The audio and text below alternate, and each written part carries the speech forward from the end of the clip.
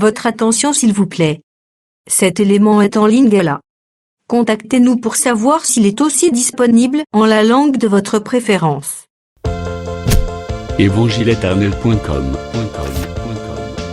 le site de l'Évangile éternel. Christequality.com. Les cieux sont à la portée de votre main, juste par un simple clic de la souris. Motivez-nous s'il vous plaît, de continuer à vous servir, en souscrivant à l'une de nos YouTube channels qui correspond à votre version linguistique. Souscrivez s'il vous plaît. La rubrique Pasteur et thème. vous présente aujourd'hui l'homme de Dieu, le bien-aimé, le prophète Médard Kiala. Tous les enseignements du prophète Médard Kiala sont disponibles sur christequality.com/medarkiala.html. Bonne édification au nom de notre commun Seigneur et Dieu Jésus-Christ. Amen. L'homme oyoyo akufaki na atikaki nyongo. Na kosa nyongo atikaki bakanga bana na ebi bale na prison. To insistaki. Ba oyo baza emprisonné baza mi bale. Donc mi bale wana ezalaki kotalisa biso na Israël.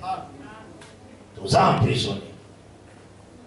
Mais touti nde na kati ya Adam, selon la promesse, le fait qu'Adam ashitaki tozalaki emprisonné.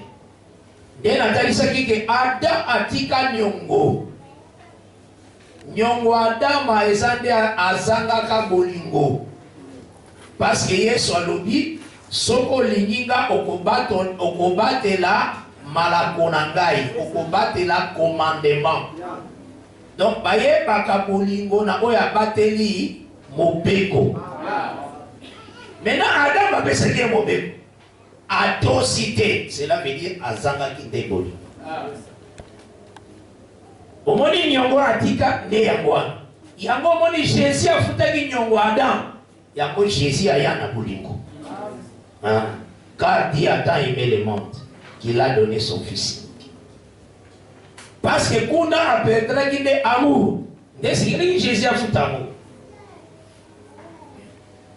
Alors total ce qui est, ce qui va couper ça année, il faut ça répondre à ma captif ou à mi balé pour babi mamo. Tu insistes qui. Donc pour la total ce qui est rédemption rachat, et ça pour na bango mi balé. L'église, Israël. C'est d'abord ça. Tu vois, madame, ça bonne à ma mibale. Dès maintenant, tu vas dire qu'on compte à l'olègue Zambé à classer à vous. Parce que l'Ecclésiaste chapitre 1, au verset 9 et 10, l'Écriture le dit ce qui a été, c'est ce qui c'est. Dieu ramène que ce qui est passé. Nous allons en voilà. Et ensuite, tu vas voir ça qui. Total ici que Zambé a pesaka mokili et pas ya Adam.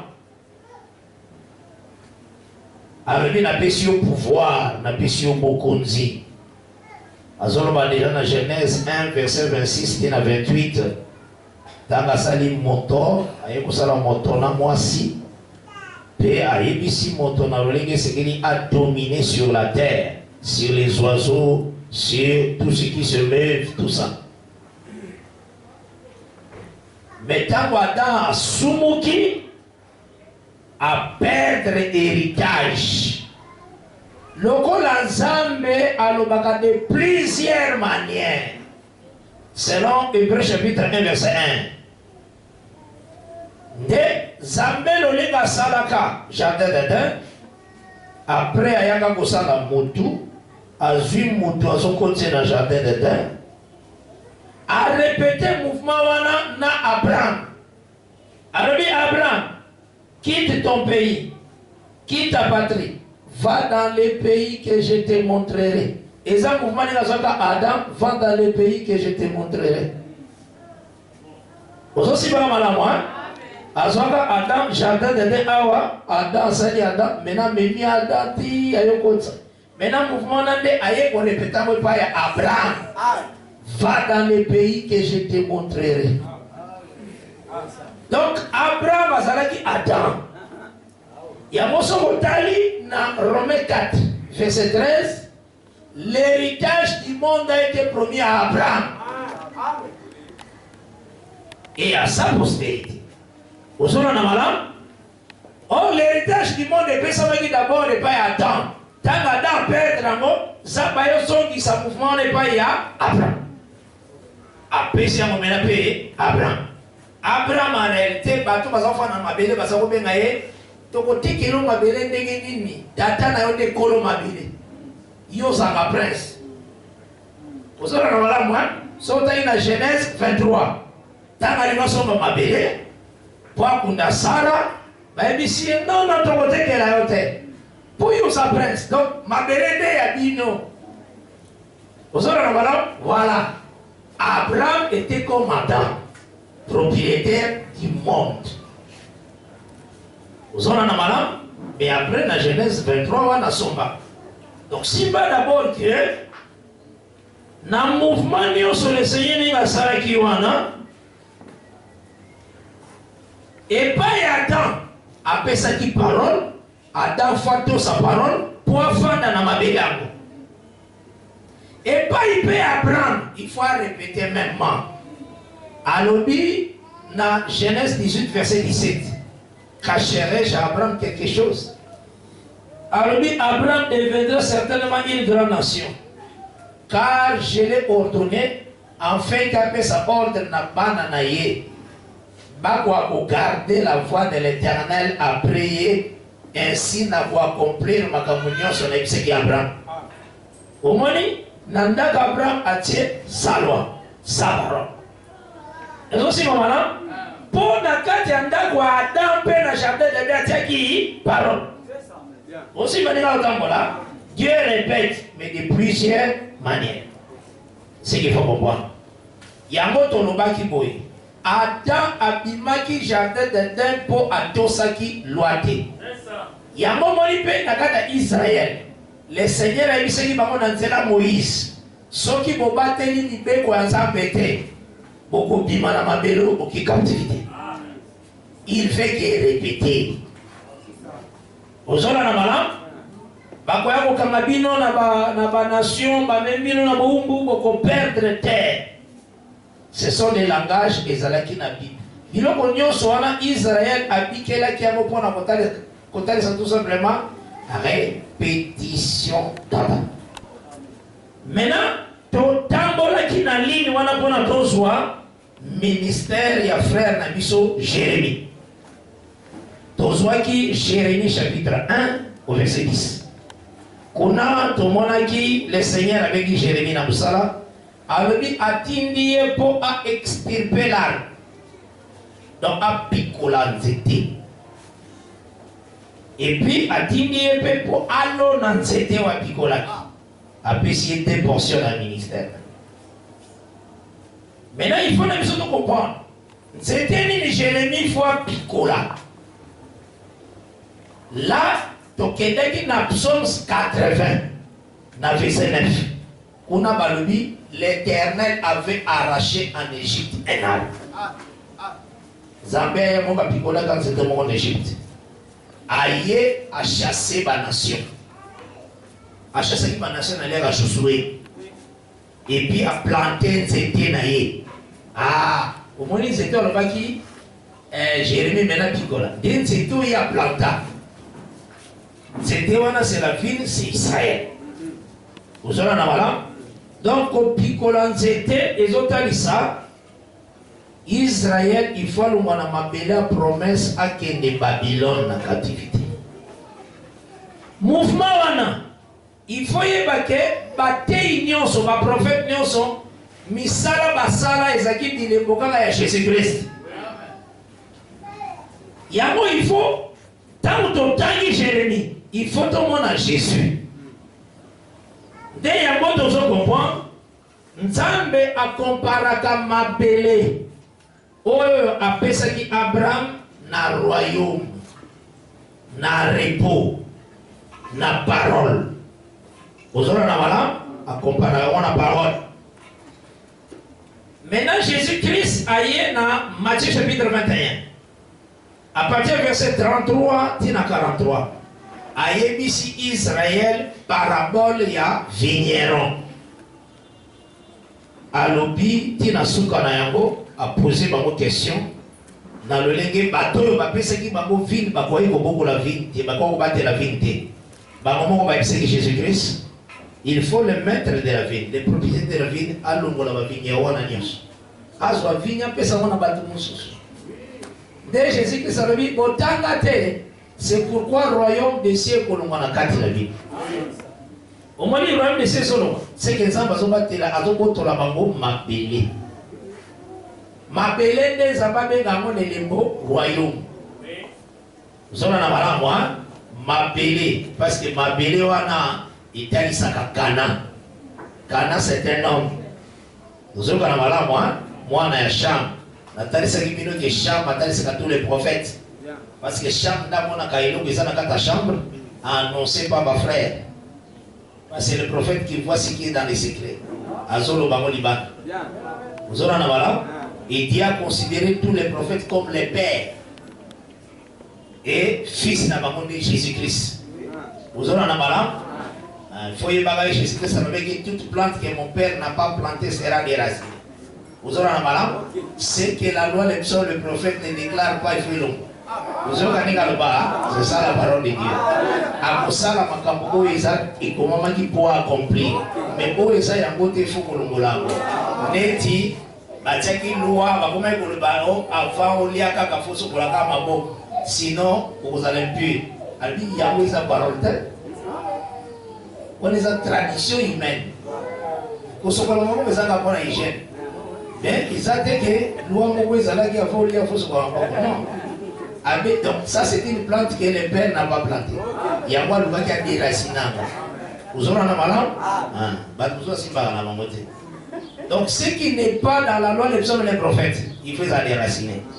Il y a un mot à dire qu'il va apôtre, pas que les poissons babylons va coller.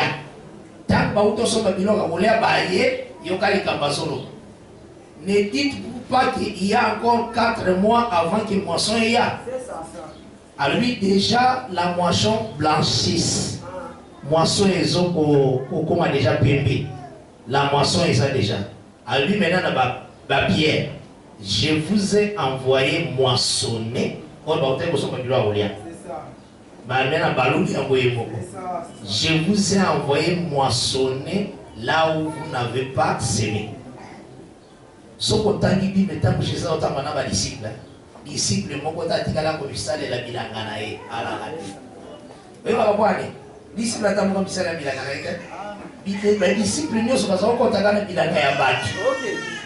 Et tel ça, que apostola et goya na likia na yango moko te kozwaka na kati ya ba prophète ekozwaka na kati ya ba psaume na kati ya ba Daniel na kati ya ba Joël po na vie ya Jésus Christ ndenge azalaki na ba disciple tomoni disciple moko ta bisaleli bilanga na ye ti ekoli ya bando buka ezaka te baza kotambola kaka ensemble bamoni bilanga bakoti bazwi déjà bilanga motu mosusu alona verset aux anglais moi yango etalisaka ke enseignement bapôtre ebalana na baprophète donc baprophète balona kuna nde esengeli kozwa la parole kozwala na bala okoki jamais kozwa la parole en dehors ya la loi des psaumes et des prophètes oyo koya nango wana ekozala trouble la plante que le père n'a pas semé faisant la déracer kozwala na bala donc c'est que tout ce que le saisir dans le tambola, Jésus-Christ dans Matthieu 21, verset 43, alors c'est pourquoi le royaume vous sera enlevé. Le royaume c'est la parole.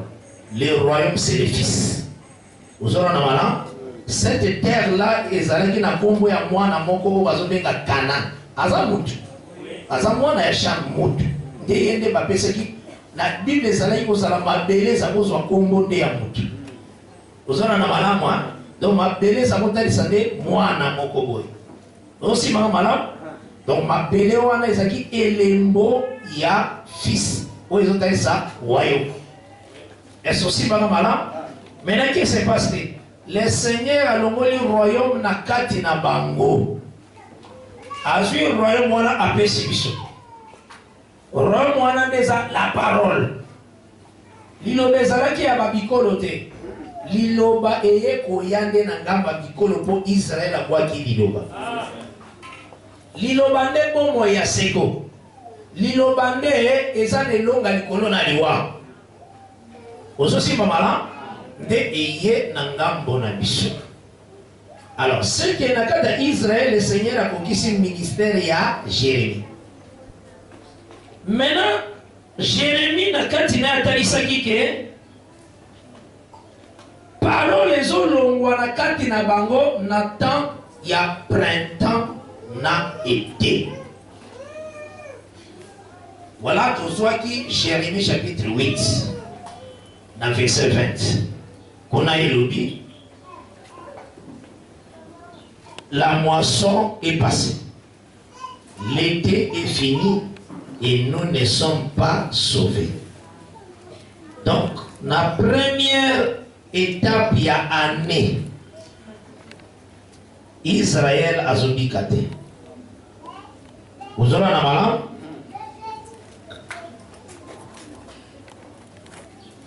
Jérémie 8 au verset 20. J'ai le nom de Jésus-Christ. La moisson est passée, l'été est fini et nous ne sommes pas sauvés. Aussi mi malin. Donc, année bandakana printemps. Tango printemps, ils ont 3 mois na kati. Été, ils ont 3 mois na kati. Automne, ils ont 3 mois na kati. Hiver, ils ont 3 mois na kati. Et ça dit année, 12 mois. Ça va? Mais Genèse 8, 20 et béni, printemps, été, neti, été. Et ça dit ici, automne, hiver, neti, hiver. Et t'as été na hiver. Ça va?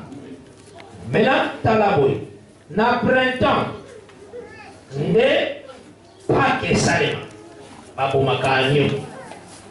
Dieu ramène que ce qui est passé. Donc, tant que Jésus-Christ a couffé. Cela veut dire qu'il faut inaugurer année, comme année. Vous aurez la malade parce que les sacrifices de l'agneau ils font la année. Donc c'est ma malade. Mais tant que année par rapport à printemps, moisson et à la direct. Moisson en réalité et bandaka moisson d'orge après qu'il y ait la moisson de blé. Frère qui a pensé à la moisson les autres tampons T na outil épisode Jean 4 atindaki ba disciple ba kene ko moissonner. Donc tant tout est yaka tout qui dakande ko moissonner. Donc tous on a babilanga ba livre nyonso ya ba prophète eza babilanga. Mais tant tout est ya et tous on compte na babilanga wana tous on moissonner. Des moissons et ça ka période ce qui pas que les qui moisson est bâti. Effectivement, tout le monde a moisson sur un acte d'état de Pierre, babani côté. Tout le monde dit Pierre qui est dans bilanga Joël, à couper dans bilanga Joël. Parce qu'à l'objet, tant qu'on est qui est tout ballon de Bassanga. Pierre à l'objet, non, non, ils ont mal en sangate. Ils allaient 3e heure du jour. Les Cambouis Salema Awawa, ils allaient le prophète Joël à Nosaki. Donc Pierre a dit Kubuka. Na bilanga ya Joël pour faire comprendre le bateau d'ité. Vous aurez la balance. Pierre a le que place y a téléminé accomplissement du kaba Joël T. Alors dit oh vous kuna nanda. On a besoin de parler en langue. Besoin de prophétiser, besoin de makamamité ma bateau. Mais Pierre place à téléma qui versait le baka. Pierre a téléma qui avec les anges.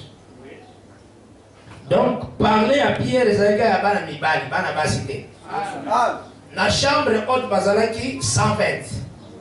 Ça va. Ce qui kaka balobaki Pierre s'est mis debout avec les 119. Et si les sécurités sœur Maria comme ta pasteur église. Il m'a dit que Pierre avec 119. Pierre t'a tellement avec les 11. Donc chiffre 12 n'est tellement d'enseignement. Ça va?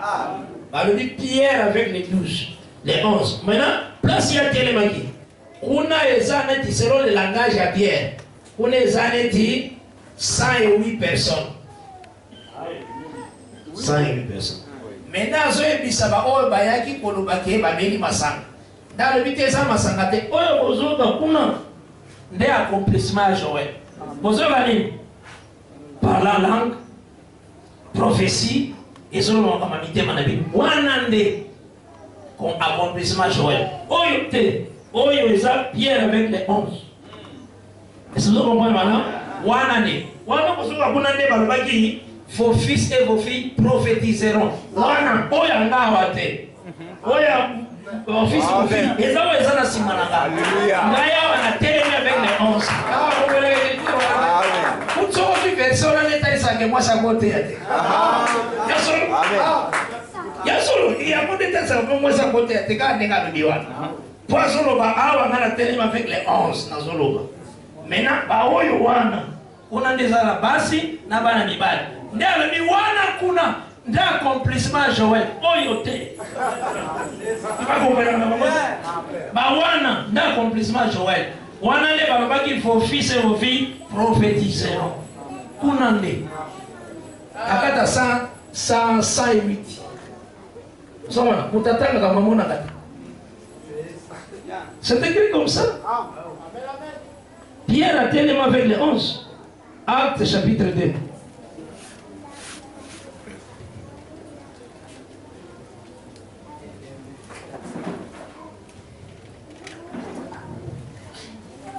Verset 14, je lis.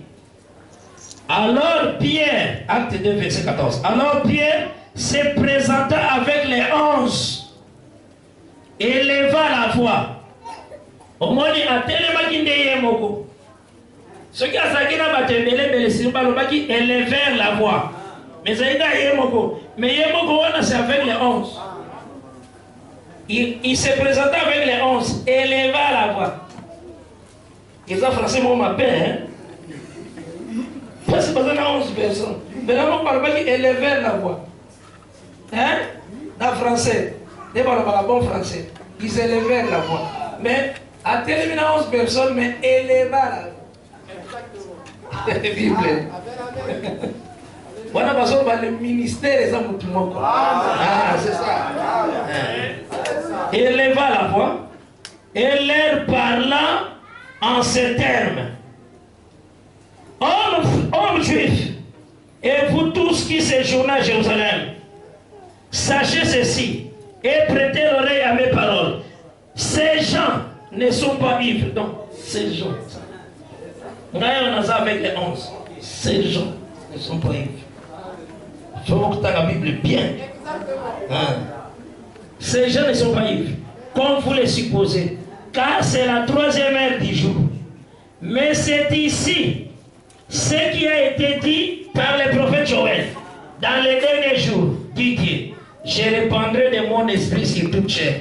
Maintenant, vous avez sapé toute chair les gens sougnés. Et chair Ézéchiel 36.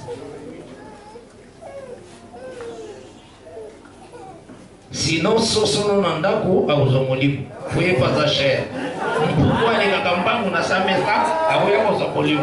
Pour répandre esprit à toute chair. Wana mwani mtatera ndeko nangai. Samba kusuma molimu na sunyi nyonso.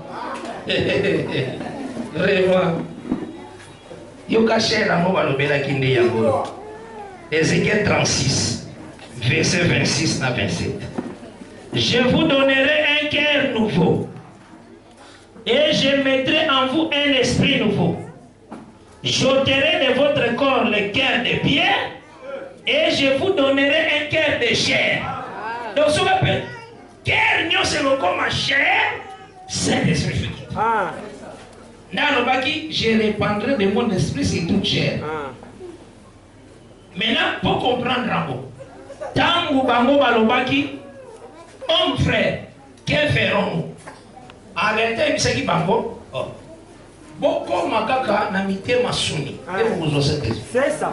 C'est ça la réponse. C'est ça. Donc, convertissez-vous, répentez-vous. Et mais nous sommes comme cher. Vous avez un malin? Le colloque cher, Saint-Esprit. C'est la promesse en paix qui n'a Ézéchiel. Na o ezokoma parce que moto azondi mais la parole te azaka na cœur de pierre. Moto se répandit a commis cher. Vous avez un malin? Quand la Bible est toute chère, hein, Joie, Nombre chapitre 15. Vous pouvez nous connaître ce foyer bas.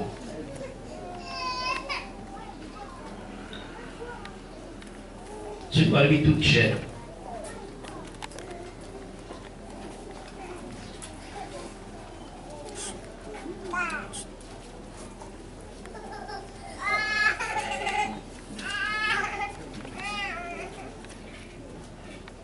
Nombre 15, Narukangonano.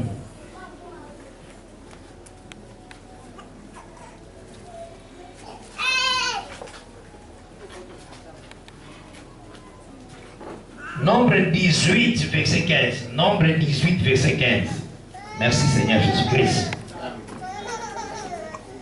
Nombre 18, verset 15. Tout premier-né de toute chair. Maintenant, on va expliquer toute chair. Ce qui est toute chair, il y a toute chair pour les autres. Hein?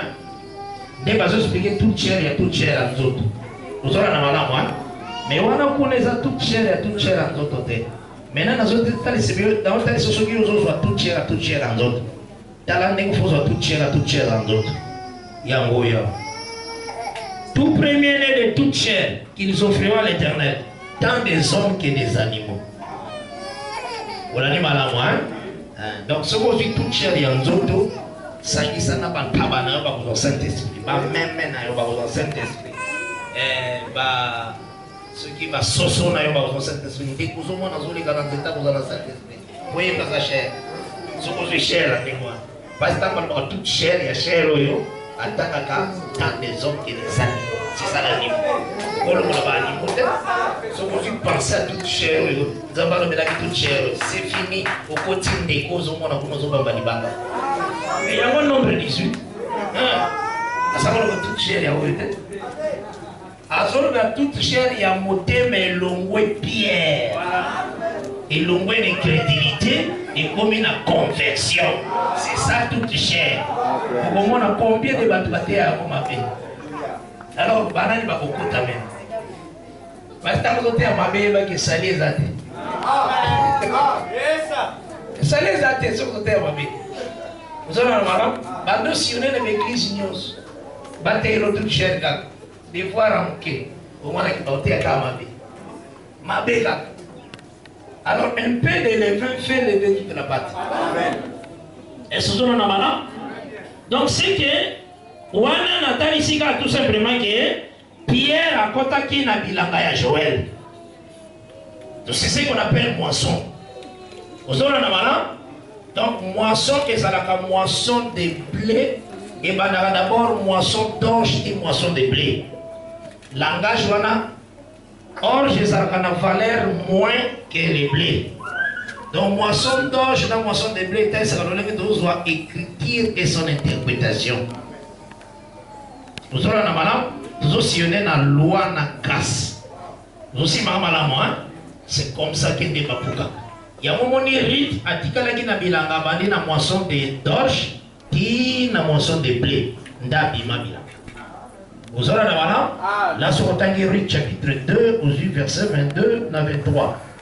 Tout aussi là. Donc, na zongeli boy pour natali sayo que après sacrifice il y a Pâques, moisson et bandit. C'est bien clair.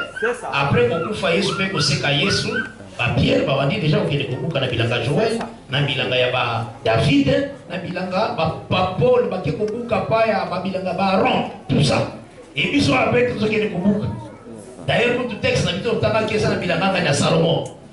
Nous sommes là, tout ce qui est là. Donc, tant il y a moisson.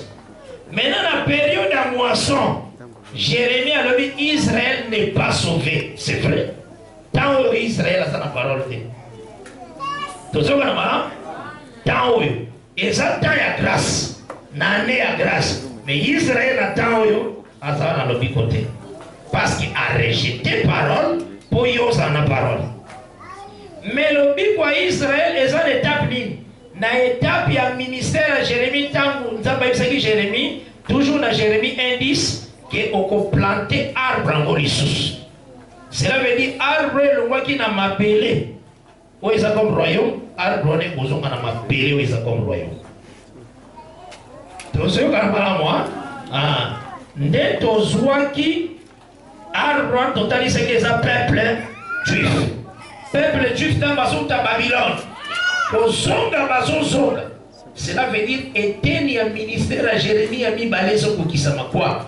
Planter encore l'arbre qui était déraciné.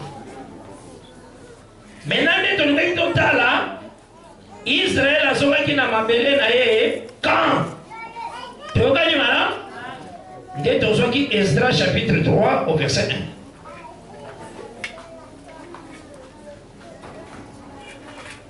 1. Nous lisons au nom de Jésus-Christ. Le 7e mois arriva et les enfants d'Israël étaient dans leur ville. Voilà. Or, 7e mois, ils ont déjà mois à automne. Vous avez un malin? Vous pouvez faire un tableau. Là, c'est pour ça que vous avez un tableau. Vous pouvez faire un tableau. Vous pouvez faire un tableau. Ah, vraiment, quand on est pasteur, je vois parce qu'il faut que l'électricien bien. Il faut que la lumière est dans la casse. On a image. Ils sont dans la misala qui n'a média. Tous à obligé service de Tosala, ils sont bien enregistrés. Ils ont la pour aider, les bazar à ignorance, pas une bonne position. C'est ça notre charge. Voilà pourquoi tu auras toujours l'enseignement. On a pour faciliter de belé. Dès que tu as belé, c'est la matière. Vous avez un donc, souci la mission de. Il y a vraiment que ma condition est la malade. Pour essayer quand même de baza musika. Yosa awa. Mais bandeko baza et belé barope baza musika baleki biso na nombre baza na besoin parole. Donc tokoki ko négliger ba côté sur tout ça na bolimba Nzambe. Bible le baki n'exode 16 soko kei kozwa mana zwila pe mutoyo azate. Donc tous ça va na souci tant pour nous envoyer parce que super baza waté pas bénéficier. Tous ceux qui ont malade. Je pense que bateau parce que dans la semaine va comprendre mieux ma casse pour les. Vous en avez bien, hein? Donc c'est que ils ont vraiment ils ont comme un nez. Azana crée na na table na crée na. Faut na zana crée na na za mo la kisi. Pas crée na bino ka pe faut na crée. Azana. Tolobaki boy. Tant aux yeux Jérémie 9, Jérémie 8, verset 20. On a déjà Jérémie à l'obit. La moisson est finie. L'été est fini. Nous ne sommes pas sauvés. Vous avez la madame? Aujourd'hui, c'est année. Année, à toujours année na printemps. Après été et été awa eza automne et puis hiver. Toujours bon madame. Saute à ma pluie et la pluie du printemps. La mvula ezalaka. Il y a printemps ou avec la saison. Mvula mususu ezalaka il y a première saison à automne. Première saison. Toujours comme là, moi. Donc, nakati année ezalaka na bamvula mibale. Yango nde natalisaki bino ke bamvula wana ebombaka ezalaka na kati ya nuée, na kati ya nuage, et nuage wana eza na deux nuages. nde nayebisaki bino ke nuage nde ezalaka voiture ya mokonzi azalaka likolo. Nzambe se déplacaka na nuage. Mais na mabele roi se déplacaka na âne. Là on appelle ça qui 2 Samuel chapitre 16 verset 1 à 2. Vous aussi Juge chapitre 10 au dernier verset 3 à verset 4. Donc âne ya Nzambe comme on a dit ça nuée ou bien nuage. Ça va. Yango moni nuage les a mvula et puis est ici biso surtout que tangu Israël asumukaki Nzambe akanga mvula. Tozoka na mala akanga kiango. Est-ce possible mala? Nazwaki témoignage na l'ère ya Ézéchiel. Ézéchiel Nzambe akanga kiengo pour Israël asumukaki. Or Ézéchiel aza elembo ya Nzambe. Maloba oyo azobimisela maloba ya Nzambe, Nzambe akoparaka maloba na ye na mvula. Tozoka na mala? C'est ça la parole du Seigneur. Yango akomisaka Ézéchiel baba. Totanga ona Ézéchiel 3 na semaine. Monoko ya Ézéchiel ekangamaka na 5e année na baba captivité. Et kofongama na 12e année. Wana eza Ézéchiel 33 verset 21 à 22. Nde munokone fungwama.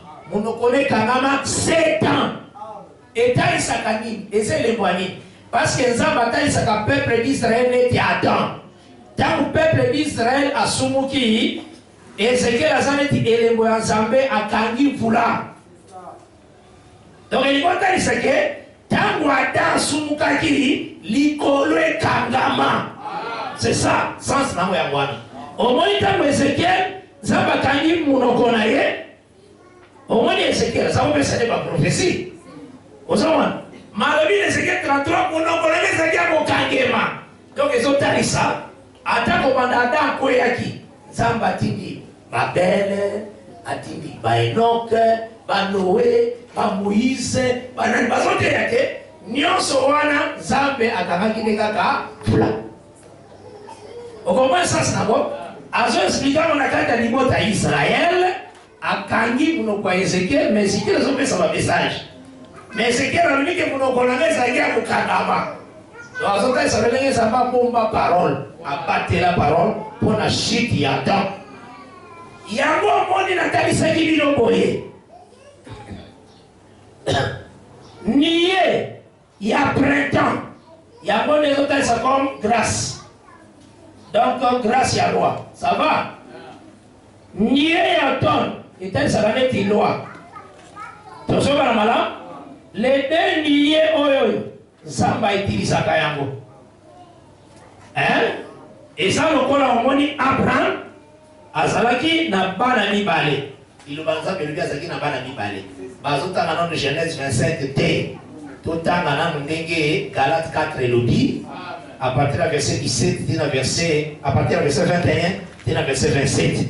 Donc, il est ici qu'Abraham il des fils. Mon qu'on a femme esclave, mon sous la femme libre. Vous aurez un malin. Donc, Batangi, Bafam, ce sont des alliances. Baza allégorique, donc Baza bilimbo.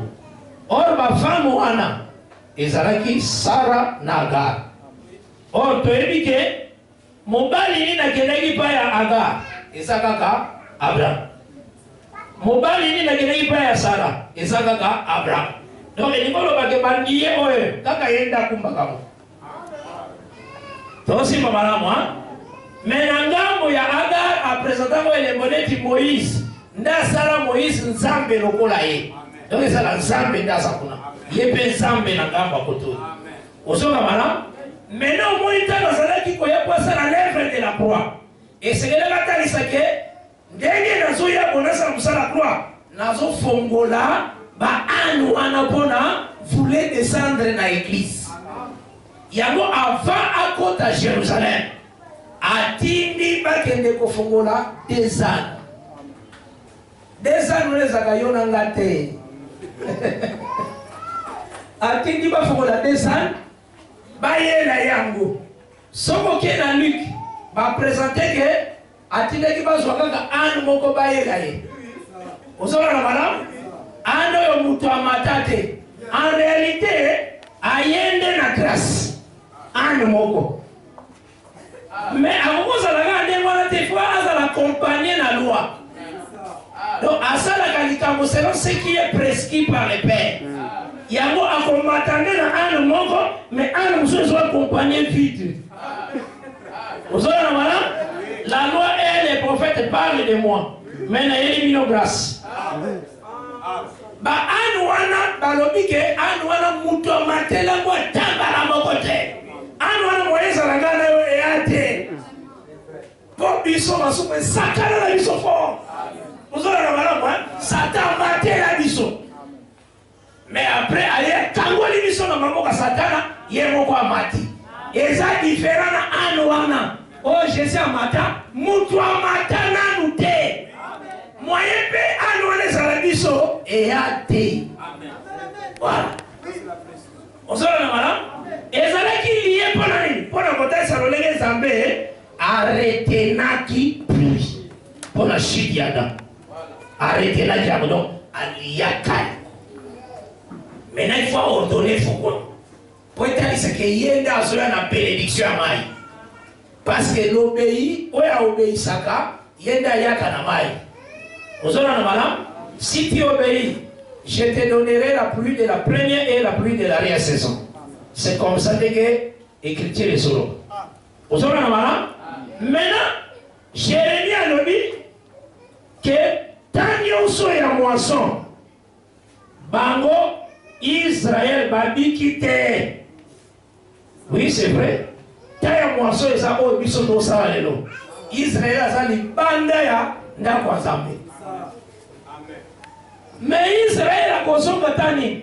Tu as vu Esdras chapitre 3. Tu as vu Esdras 3. Israël, dans verset 1, Israël a dans le 7e mois.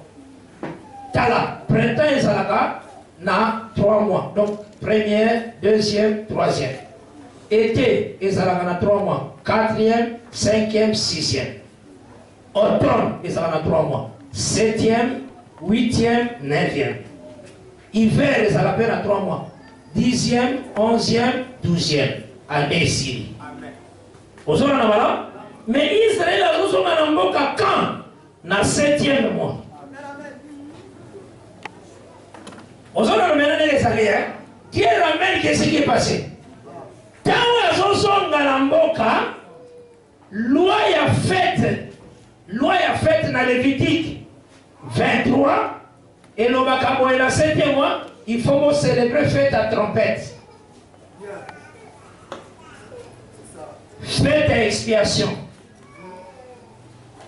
Après fête à tabernacle et moya bola nasi. Donc les années va fête on est à Nangambo. Nangamba kota automne. Ozora na malamu hein. Donc tant Israël a côté et ça étape ya Jérémie a planté encore arbre à Longola. Tout ça va dans moi. Donc il dit que la parole est zongi na Israël. Voilà tout aussi va bien. Ça veut déjà dire que la parole est zongi na Israël dans le 7e mois. On a eu attention qu'il y a déjà enlèvement. Pour Jésus-Christ, ça va dans Matthieu 24. Bota la figuier na ba autre arbre.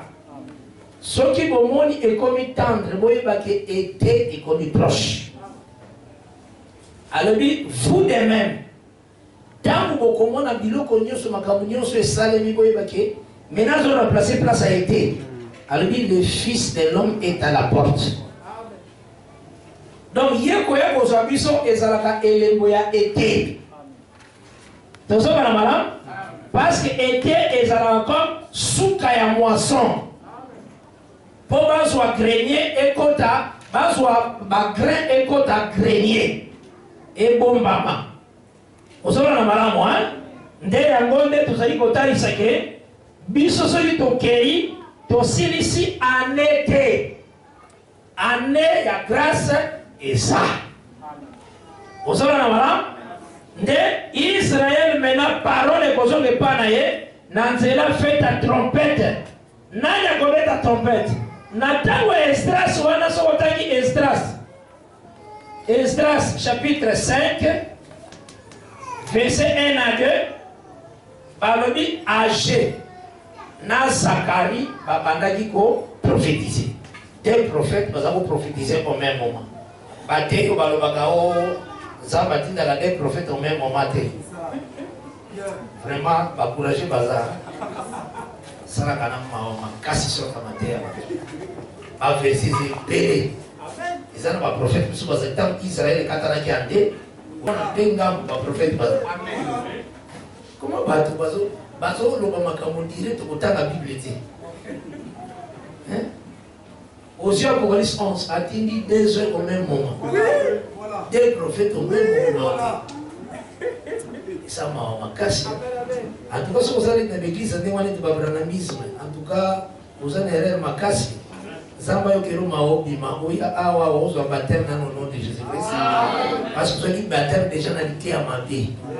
Vous avez avant kokota mer rouge baouta kanano kolia agneau. Donc on est agneau dans Exode 12. Ndé oye kokota mer rouge. Ce qui agneau c'est qui m'appelle okokufa kuna. Oko même na maïke. Saute nini agneau yaki petit donc il kokota maïke. Il faut d'abord vérifier dans l'agneau. Avant de le kokota qui maïke. Donc kokota maïke même au nom de Jésus. Mais saute agneau et tinde qui kokota le maïke ça na défaut. C'est qu'il faut dans zone la baptême na. Et ça na défaut. Il faut d'abord tout à agneau nini yaki. C'est d'autant les paroles aux soins qui et la parole aux autres pour la démoute. Parole pour bien sûr que le combat Jésus est sécurisé. Si vous bataillez William Marion Branham, tu vas sauter de ça. Ah. Bazo aimer leurs frères plus que Jésus. Jésus a dit ils ne sont pas dignes pour les royaumes. Ils ne sont pas dignes pour les royaumes. Naïbi Saga de Komoko, ya Branamis Naïbi Sieke.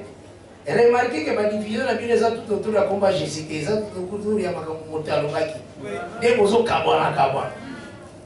Après, ayo kutuna ngapo tuzoko partager Malaki 4 na osolana bango tunazo expliquer bango. Na bisi bango Malaki 4 eza na tongo eza na butute. Parce qu'on a balubi le soleil, les vents nous a visité, balubi le soleil couchant.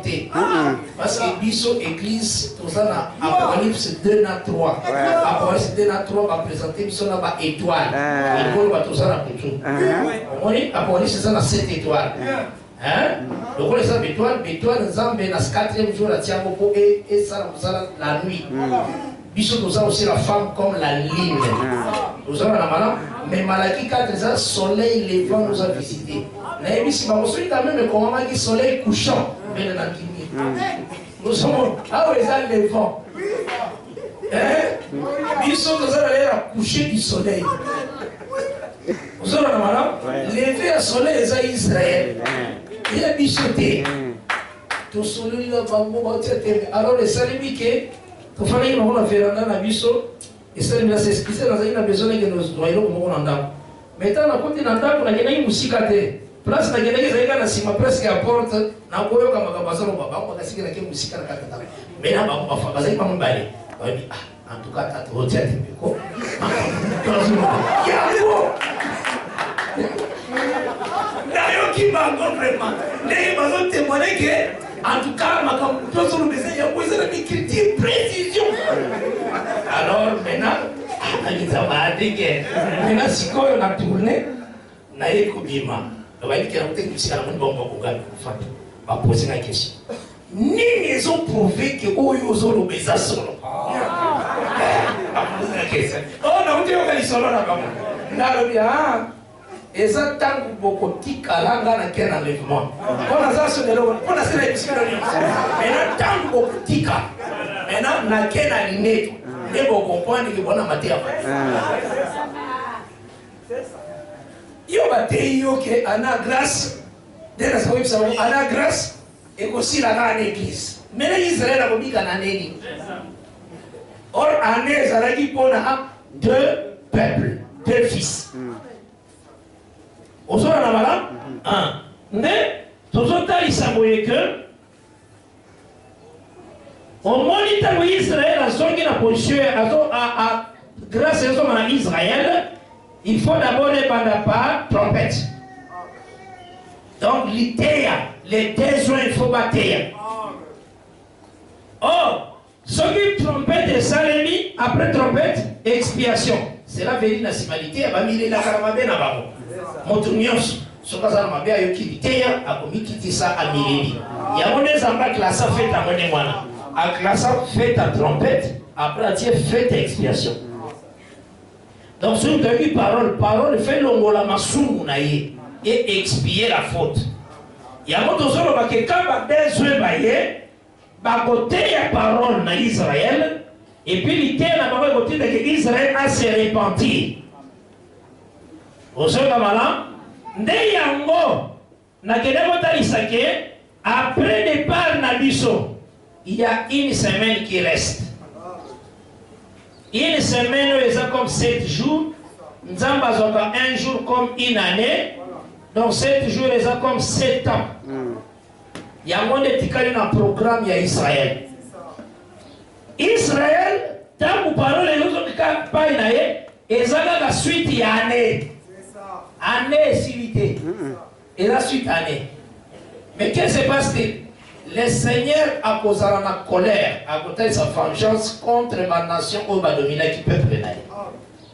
Donc, dans la ici colère, il dit que Israël n'a pas dit que colère ensemble. Israël a dit que grâce. Vous avez parce que l'idée, il y a bon zambé, il y a des gens à côté de ça, que Jésus a foyer. Parce que Jean-Baptiste a dit que Nazoteya, mais Nazoteya pour nous présenter Bino Oyazoya. Bango pe bakote, bango lobake, Jésus Azoya. Et ça, nous avons la mission de tout se préparer parce que Kola Koya. Vous savez, Israël a koya après 2 ans, Yemoko, Obabega Yeme, Akoya. Vous savez, mais tant que 2 ans, Sicilité, 2 ans, côté à peu près 3 ans et demi. Tant que 3 ans et demi, la nation va attaquer Israël, mais va attaquer Israël. Dans la matière, dans Zacharie 14, et le verset 6, tina 8, tina 7 même, et le est comme froid. Ils ont présenté comme temps hiver. Vous avez temps matière là-bas. Mais ça pour battre sur Israël la lumière. Parce que les 2 œufs sont comme 2 chandeliers. Les chandeliers sont la lumière. Israël a ça dans Bolivie. Il faut 2 chandeliers pour éclairer. Vous avez un ça. Donc, tant que vous si côté, na katikati ya semaine. Donc, na 3 ans et demi, vous avez la bête. Tant que vous avez la bête, Israël a cocoté la fausse adoration la 2e 3 ans et demi. Dans la 2e 3 ans et demi, on a Israël qui a la fausse adoration. Dès la terre, il s'est dit que l'ennemi de Akoya a dominé Israël. L'ennemi a déjà dans la police 12, Azaraï pour attaquer Israël, Azaraï attaquer la femme dans le fleuve. Vous aurez un fleuve pour la nation, le roi de la terre. Zamba présente un fleuve. Il y a un moment où l'ennemi viendra comme un fleuve. Pour nous comprendre, ok, les 8. Zamba a permettre que fleuve mogo ait inondé Israël. Fleuve wana kongo nango roi d'Assyrie et sa gloire. Vous avez la nation tant bazoya, Zamba compara bango lokola bibale moko makasi ezoya. Est-ce que c'est maman? D'ailleurs, mais dans l'air badezwe bazali. Badezwe bakolonga fleuve wana. Yango moni la police douce et lobaka bouche ezome la maïwa. Tozo na malam? Ah, omela mai ou bien kolia etalisaka kolonga. Vous avez au moins Jean-Baptiste. Abotamaki na ndako ya sacrificateur. Mais akene na zamba azolia ma banque. Faut faire très attention. Jean azolia ma banque, azolia na miel. Mais en réalité na mabele boke Jean tikala kolia te. Nana yuse Jean tikala kolia te, ça va Jésus na Matthieu 11. Alors na vous comparer génération na nani? Na vous comparer ngo na bana moko bafandi na lieu public. Bazo yebisa bana mosusu. Tobeti ba filimbi me bobini te. Toyembi banzembo ya kolela boleli te. Jean est venu, ne mangeant ni ne buvant. Jean tikala ko Jésus le Jean liaté. Fine mo bana mabé. Yende Jésus alia. C'est ça la Bible. Donc mouvement ça me tient na monoko les prophétique. Azalika Angèle, frère na biso Jean. Zona wana mutalia na mabele pa mela de Jésus. Hein, c'est tout un enseignement le quoi. Zona wana, mais il faut comprendre que Juge chapitre 6 autant à partir du verset 5, tina verset 7, va comparer aussi l'armée comme des sauterelles. L'armée ennemie comme des sauterelles. Alors qu'on lit à sauterelles, les avocats disent ce qu'on dit parole dans Zotéa, Tokolonga, ba ennemi, ba romain. Il y a mon Jean-Baptiste Zaïgolo là-bas. Mais ba comprenante. Parce que ba sauterelles, ba nyoko la kanzete makas. Sauterelles. Sauterelles, moko eliaka Écosse. Sauterelles, mususu eliaka ba feuille. Musu takaka ba fruit. Vous savez la balade, et ça va différer sorte de sauterelles. Aussi, maman. Maintenant, ceux qui étaient à prendre que Moutoumoko aïe kaka, filez mon bimaya de la sauterelle. C'était aussi là. Et comment on appelle Nanyo Kwama Kimiki, Moutoyo vraiment Kamoli Baïna, aïe Kolomala, Oya Yaka Koliaka Tamios. Donc, Jean Zalaki, Azolo Mola, Oyezo, tout ça était Azolo. C'était Zoko libre. C'était Zoko. Mais comment on comprend la guerre? C'était un Israël. Nous avons dit que dans les sauterelles, nous avons dit Rome. Pour Rome, il faut qu'on dise enseignement dans l'autre. Est-ce que ça veut dire? Mais Bango va rejeter Jean. Moi, je ne peux pas comprendre parce que l'enseignement est déjà chez Jésus-Christ. On s'en a ah, c'est ce qu'il expliquait. Maintenant, il y a un peu de répétaka, mouvement à police 12. Parce que Jean avait l'esprit d'Élie. C'est même l'esprit d'Élie et Oya. Au moment où il était soin, Bamonio se mit parler dans l'esprit d'Élie. Bamonio se mit parler dans l'esprit à Moïse. Bible le dit, hein? Bible le dit, bon, à police 11. Ils ont le pouvoir de fermer le ciel pendant leur ministère, leur enseignement. Il dit que l'un des A. Et il dit que l'un des A. Mais ils ont.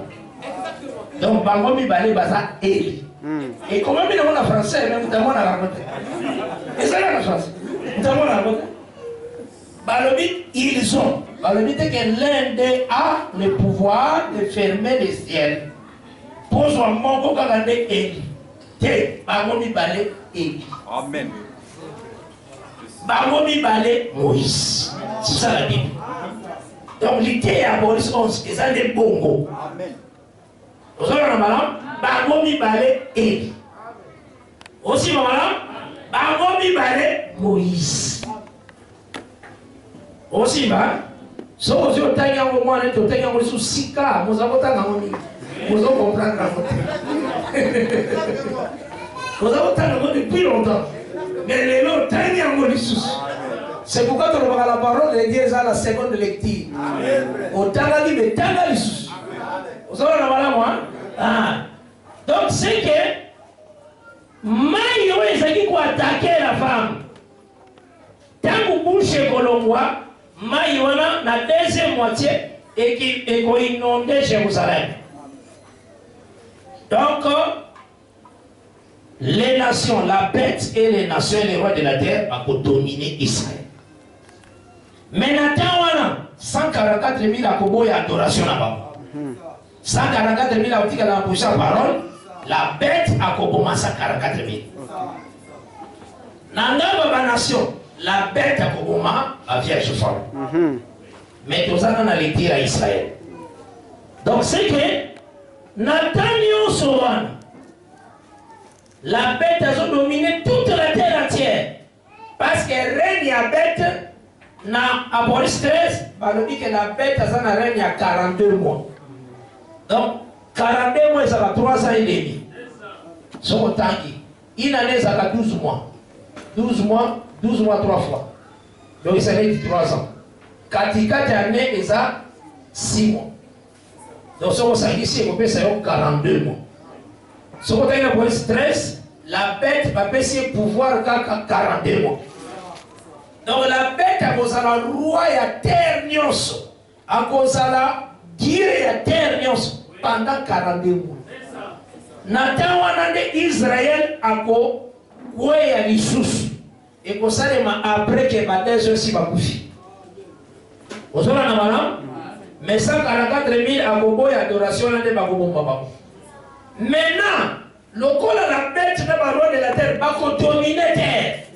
Les seigneurs à Koya pour combattre les Bango. Il y a mon début de Bango Armageddon. À Koya pour Boudana Bango. Comme Boudana Bango, il y a Apocalypse 10. Parce que à beaucoup de mailles et toni Nicolas Mabel. Maï wana ye fwani ya tango. Là, la pesa qui vient Esaïe 37, verset 25. Le kolo ya nzambe kausaka mai. Vous avez un malin? À côté de la droite, quoi t'as sa force là. Le kolo gauche, ils allaient pouvoir posséder terre et vous allez libérer. Vous avez un malin? Donc, Nathan Issa qui vient dans Daniel 12. Que combat ya Armageddon qu'on dirait 30 jours. Voilà, il faut savoir enregistrement ya oye les kaki. Après combat oyo, le coup la kolonga, ba Israélite va comprendre qu'en tout cas oyo uti ko bundao ala libérateur. Parce que ba roi so ba koy. Dès Jésus a apparaître na Israël, pour na Israélite. A ko solana ba ko pendant 45 jours. Oyo ne so toloba ki ango lobi. Aujourd'hui on a Daniel 12. Vous avez un malin? Ako solana bamo parce que ça c'est l'état prophète. Tamazo solana bamo wana eza pona va se repentir lisusu po ba utaki ko kweya lisusu après matéya ya des autres. Dès que que Jésus-Christ akoya comme une mère. Maman boa gabana na été. Ata baza baba ko lukaga babonga. Vous avez un malin? Il y a un moment où la taille s'est libérée. Ce qui a été, c'est ce qui sera. Pour Israël, Abima Égypte, nous avons bâti Batumi Sad. Là, nous avons Michée chapitre 6, dans verset 4. Le Seigneur a dit qui Moïse, Aaron, na Marie. A dit 3 envoyés. Moïse, na Aaron, parce que l'ombre dans les déserts. Il y a Moïse, na Élie. Na Apolis 11. Ça va? Et aussi, Marie maintenant, elle s'attache à Jésus-Christ. Aboya comme une mère pour aller en Israël à côté qui sous la date de sélection. Vous avez un amarant? Et c'est ce que c'est qu'on comprend. Donc, on ces années qui n'a tambolika pour comprendre que la semaine aux arrêts qui se que nous va quitter à l'îlot. Amen. Amen. Oyo nyonso motango les alliés absence na yo. Donc les alliés na récupérer yo. Très bien. Donc on a sali la récupération pour ça la quitter. Vous avez c'est bien hein? Bien. Alors les autres tanga qui 1 roi chapitre 3. Dans le livre 1 roi chapitre 3 Tozomo na likambo ya des prostituées. Vraiment, il faut que baba ntumba.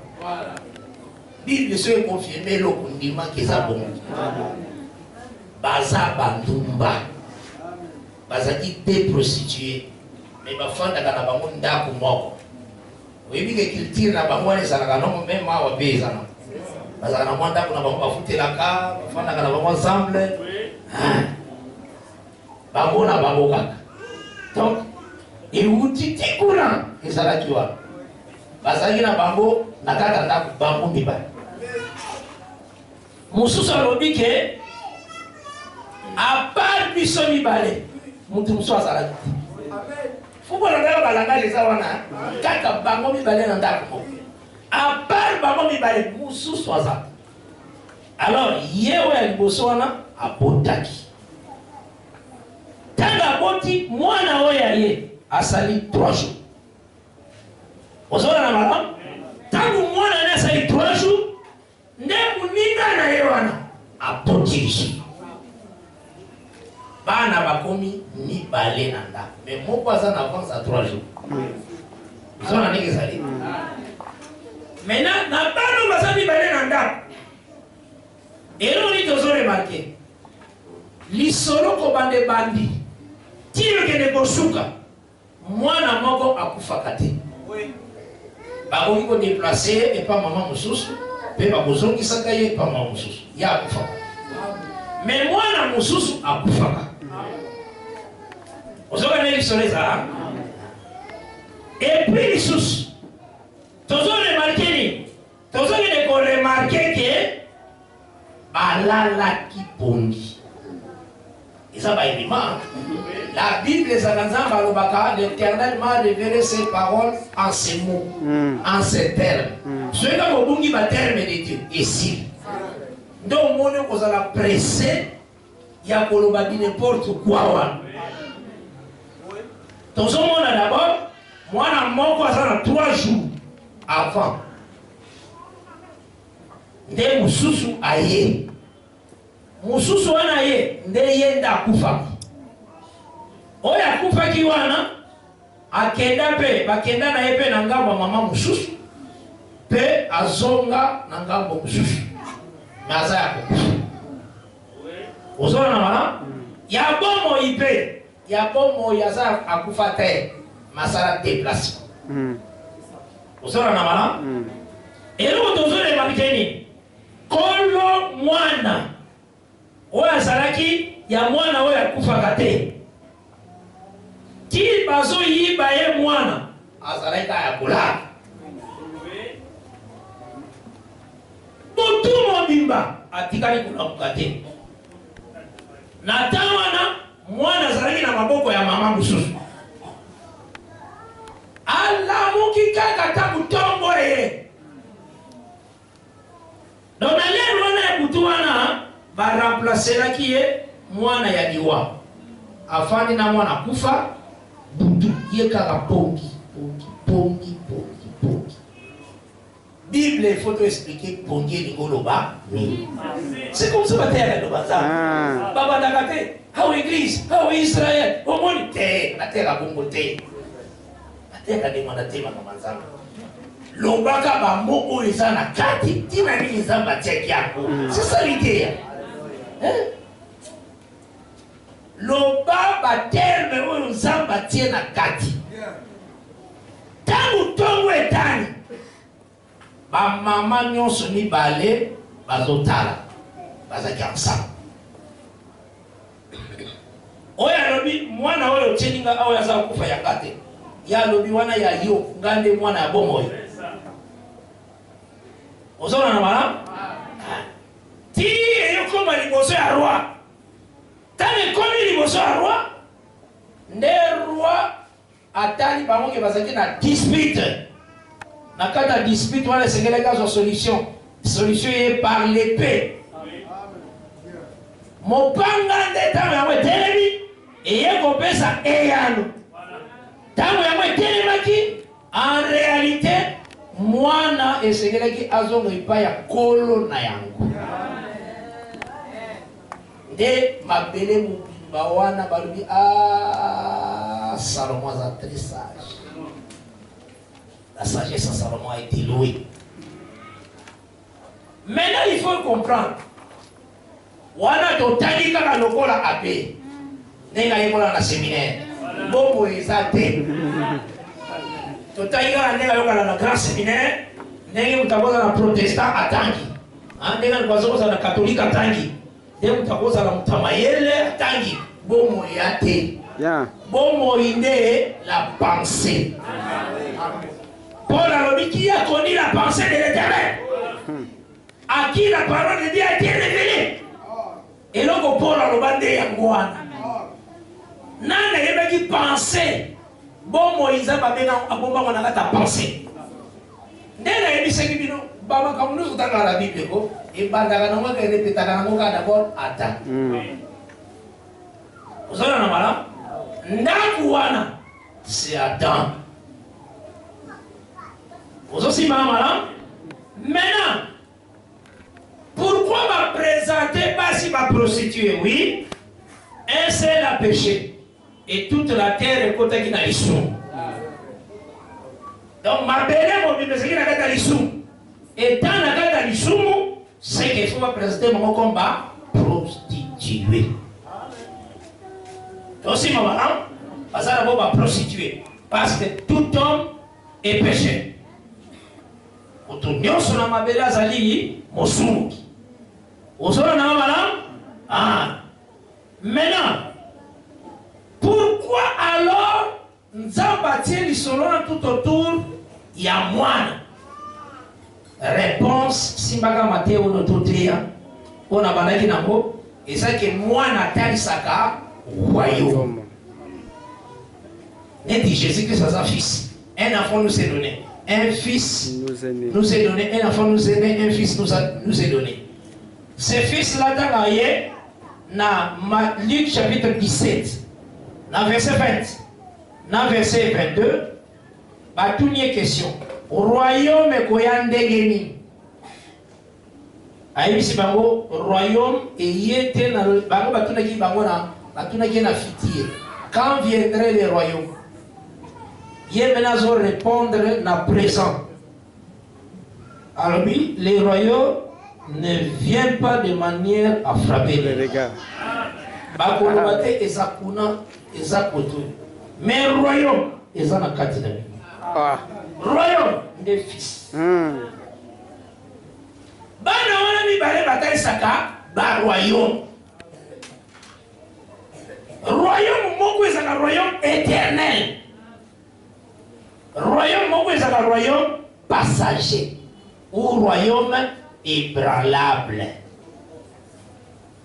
Aussi malin, est-ce que vous avez le voilà? Donc moi le fils atali saka royaume. Mais c'est qu'il faut comprendre que royaume ébranlable, Nzamba atali saka on a deux facettes. Et ça le cola Agar. Agar aza égyptienne. Agar azotalisa Égypte comme mabele mobiba. Ba nation, bangonios.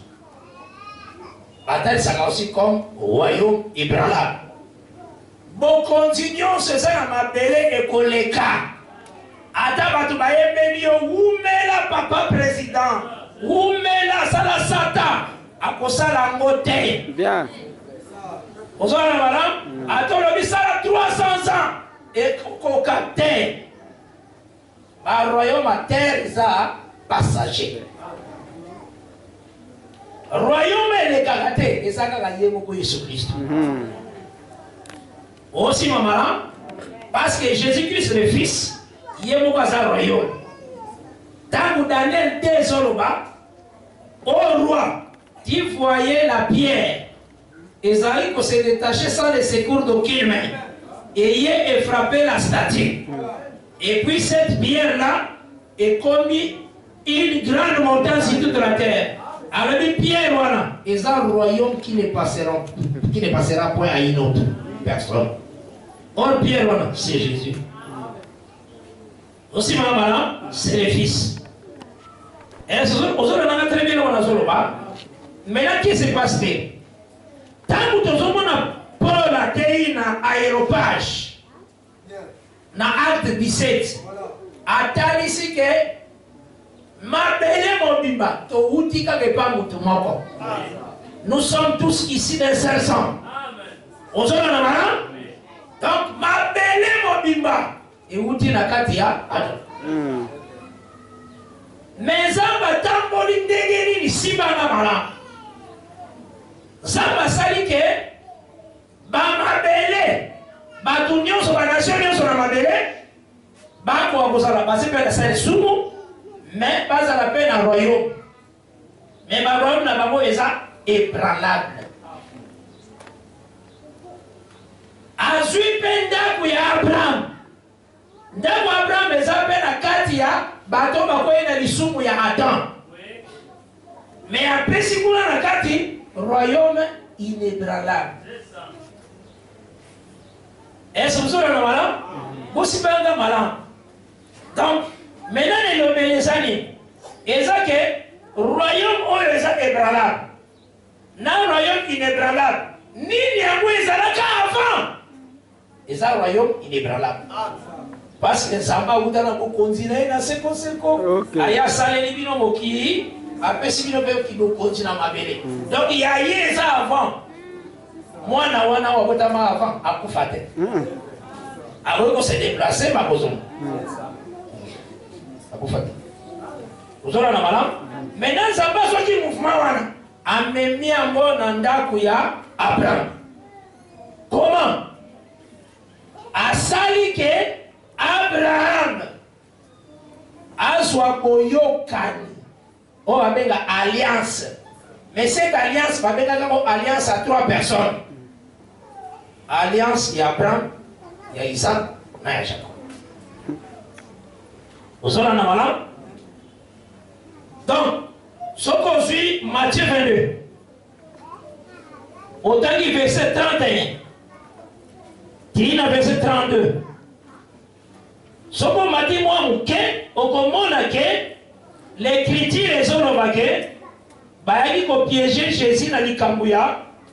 Moi, si mon con, Azwaki, 7 frères successivement, mon con, Nasimaliwa et Aboussous. Vous savez, Ndeba sadiseye bazamondi ma jamais résurrection. Ndeba tunaki. Na l'ère résurrection yo Yesu solo belawana. Moi si wa kozala ya nani bamba kasai bakangi Jésus. Vraiment. Ça pour ça mama yele vraiment. On se poser question yenda sala cerveau na bino. Yenda sala monenge sekele bana ko raisonner. Ayebi ba mba mioso. Ayebi ke bozolo ba bo suka tel boy. Ayebi na vraiment, les créateurs sont en train de s'y gêner. C'est merveilleux. Nous avons qui là qui l'a passé. À Botani, le cola pour te bonjour, bonjour. À sa belle adresse, Nassé. En tout cas, pour dire la passe. Israël n'a pas jamais continué. Donc, avec ta petite tour à taille, nous avons marié pour garçon, beaucoup, n'est pas qu'il a eu le PC. Ah, vraiment. À continuer. Akonimate akometa osoro tipo mutu wana nde yenda kele kolopese atayo est-ce que ça problème te asili fonité même si opposition Jésus a dit moi je comprendre ça la quitter tant que ça motala ba film ya ba anglais ouais ça là ils ne pas c'est film à Yesu te tant que ça ira no bapagano wata tono bazoni na babeta Jésus osomona osuka ma wana motema or neba basepelaka na Bible ezali ke aboya kibale na poazo ke kokufa o biso pe ki verset wana te na lero wana tango asunga babeto yoki muto azali ko tia film alobi lela frère lela biso ne tozo lela poazo ke babeta Jésus bon tozo bosa so totali lecture na nzela tanga zo kende na croix akutana kina mama bazolela pekisa ye abikolela te pona soki te kofuta kokufa apekisa balela pona liwana ye mais wana mon évangéliste azolo bate pona lela babete ki basete lela or basepela kande ye moko avant kende asanganaki na badisciple tant bale saint abandi koyeba nzambe azaka chantre azomiyembela ye moko ayemba na Getsemane ayembeli kwani neza jour la victoire le temps tant attendu oyo mutu fo azonga na héritage à perdre mutu azonga na kakoma na perfection et ça un temps glorieux l'œuvre de la gloire et ça l'œuvre unique nzamba imposant même na muki ozona na malamu donc c'est que il faut nous comprendre maintenant na lolenge yango etiami nzamba ye nanda kwa Abraham tango aye nanda kwa Abraham asali nini wana tozi Galate 3 na Galate 3 bazo banda la partir verset 11 na lisolo ya testament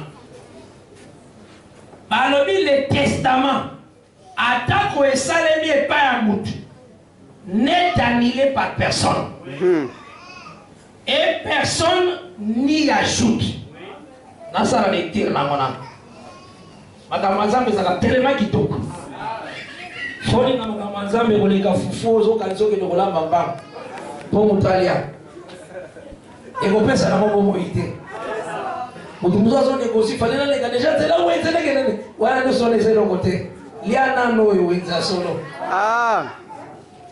Galates chapitre 3. Je pense que vous aimez la parole. Vous êtes de la vérité. Galates 3 et lobby. Yokandeki baso banda le cap. Na bandi même na verset 13. Galates 3. Au lieu de 11. Plutôt tout dans verset 3. Verset 13. Christ nous a rachetés de la malédiction de la loi, étant devenu malédiction pour nous. Car il est écrit, maudit est quiconque est pendu au bois. Maintenant, dans le verset 14, il y a Galates 3. Afin que la bénédiction d'Abraham ait pour les païens son accomplissement en Jésus-Christ, que nous recevions par la foi l'Esprit qui avait été promis. Frère, verset 15 maintenant. Je parle à la manière des hommes. Un testament à bonne forme, bien que fait par un homme, n'est annulé par personne. Et personne n'y ajoute. Or, les promesses ont été faites à Abraham et à sa descendance. Il n'est pas dit et aux descendances, comme s'il s'agissait de plusieurs, mais comme il s'agit d'une seule, et à ta descendance, c'est-à-dire à Christ. Dans la maison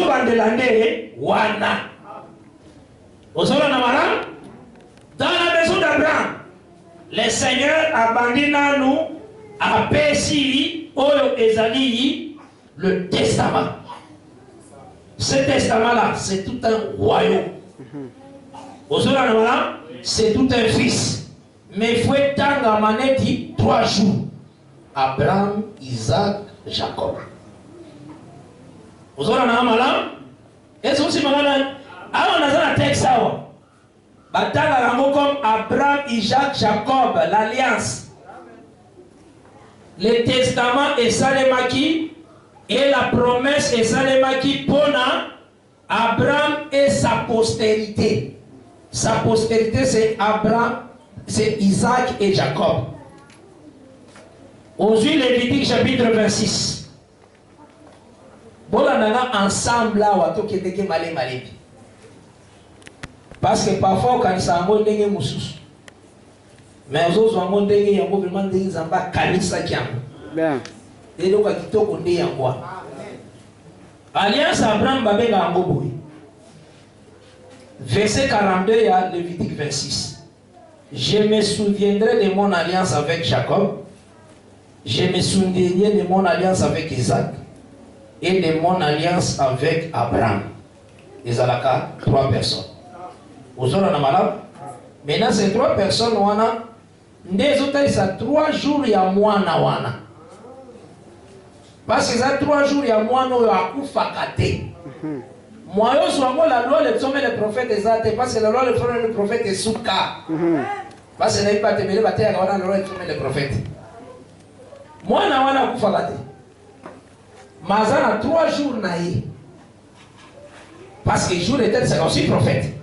Ça va.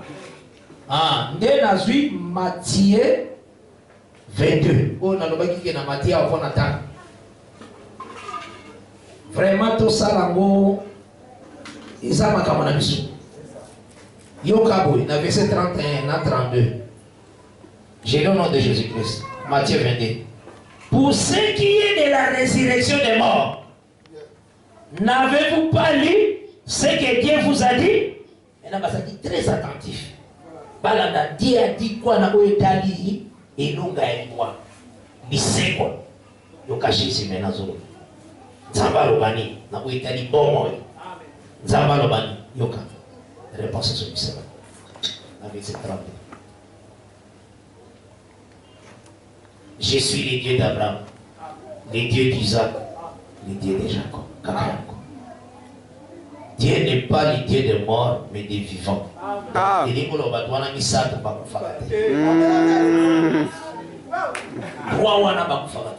C'est ça, 3 jours, il y a moi, il y a moi, 3 jours, il y a à bouger les deux côtés. Aujourd'hui, on a dit si banga wa très bien né tozoke. Donc moi si oya botaki mwana wana c'est Israël. Mwana na bango nyonso wana c'est le royaume inébranlable, royaume ya Abraham. O babengaka royaume à David. Parce que Jésus ayande kozwa trône à David. Trône ezaka na kombo. Trône ezaka éternel wana. Kombo na ezaka David. C'est dans Luc 1 verset 32. L'ange Tanayota la Marie a dit moi nawana a besoin trône de son père David. A besoin trône à régner éternellement. Vous savez voilà? Donc ça moi na oyo akufaka te. Vous savez voilà? Mais na tango yo zamba pesa ki bango l'alliance d'Abraham. Cette alliance na Galates 3. Ni les qui vont intervenir après cette alliance. Ils ont des alliances à loi. Toi aussi, maman, là, moi. Alliance à loi, c'est tout un fils. Mais un fils, c'est beaucoup. Vous avez maman. Donc, après Abraham, Isaac et Jacob, né, la loi intervient. C'est Galates 3, et le dit de moi. Balobi,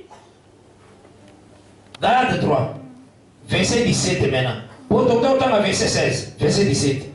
Voici que je veux dire, un testament que Dieu a confirmé antérieurement ne peut pas être annulé. Et ainsi la promesse rendue vaine, rendue sans effet par la loi survenue 430 ans plus tard. Donc après Abraham, Isaac, Jacob, parce que Bagonde Baza vit, mais la loi est au bottom. Vous savez, oh, la loi, c'est le ministère de la mort. Si la Bible n'est pas ça. La loi est au bottom. Tant que la loi est au bottom, loi va comparer à Agar, à Ismaël. Et Agar va comparer à Égypte, au royaume de Sommabélé. Vous savez, maintenant, qu'est-ce qui se passe? Bazala qui a Kolala. Kolala, ils ont talisa. Komananza babengana Adam. Abengana Adam na pourquoi? Boubu ils ont compte d'abengana. Ok. Cela veut dire Mokile Keneki na Pongi. C'est pourquoi Bazala qui a Kolala. Donc, Romains 5 et le verset 14, la mort régnait. Parce que la mort c'est l'obscurité. Yango Esaïe 21, le verset 13. Sentinelle qui dit de la nuit. Au verset 11, 12, 13. Il était sa nuit, son yaliwa. Au sol en amaram, Yango Mone Segela qui est là pendant la nuit. Balalaki. Ça va? Mais les Camerounais les Oya. Moi si Moussoussouana. Oya Zalaki na moi na Moussoussou. Moi si on attend Isaka, Égypte. Donc Égypte comme la nation nyos. Vous avez un parce que Israël a mis à part. Reste à la nation nyos. C'est l'Égypte. Et ma comparaison aussi na Agar. Parce qu'Agar a Égypte. Et Agar a fait la loi. La loi est ça, royaume, oyo et kosuk. Royaume paix, yaba Lisuba, yaba Sassou, yaba Kabila, yaba Obama et kosuka. Dès que vous la loi et souki. Donc ils ont la même nature, il y a royaume et branlable. Voilà. Il y a un Jésus-Christ, à l'Obani, na prophétie. Dans Jean chapitre 12. À partir du verset 28. Père, je lis au nom de Jésus-Christ. Père, glorifie ton nom. Et une voix vint du ciel. Je l'ai glorifié et je le glorifierai encore. On en a 2 temps. Je l'ai glorifié. Je les glorifierai encore. Maintenant, tous auront l'interprétation de la Bible. Jour basaki na Sainte-Seine, dans Jean chapitre 13. Dans le moment, Jésus-Christ appelle ce que le pain trempé et pas il y a Judas Iscariote. Pourtant, il dans verset 20 et 29, verset 30. Jean 13, verset 30, 31, 31. Judas ayant pris les morceaux, c'est hâta de sortir. Il faisait nuit. Lorsque Judas fut sorti, Jésus dit, maintenant, le Fils de l'homme a été glorifié. Et Dieu a été glorifié. Donc, a été répété les bisous, Jean 12. A été répété les bisous pour fonctionner à je l'ai glorifié. Donc, je l'ai glorifié, ils ont établi à l'œuvre de la croix de la Moteka. Mais l'œuvre de la croix de la Moteka a ébranlé le royaume ébranlable. Il y a un mot à moi. Les bois et les poissons. Maintenant, on a l'or, l'argent, les dollars, francs CFA. Hein? C'est francs CFA. Il faut entendre la Bible bien. Il faut entendre la Bible d'abouté. Il faut entendre la Bible bien. Âgé des Zorobaboui. Nagé chapitre 2, je lis au nom de Jésus-Christ. Tala, bon Moïse bonne interprétation. Au batelika au centre, au sana ndimbola malamu, au komona nzambe. Au sala ke lilobango sala pomo inayo, au komona nzambe. Tozo banana verset 6. Car ainsi parle l'Éternel des armées. Nazana âgé de je lis au nom de Jésus-Christ.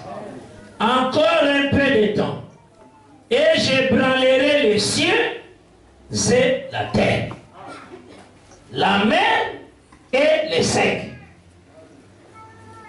Maintenant, je vais expliquer les cieux et la terre, la mer et les secs. Dans le verset 7.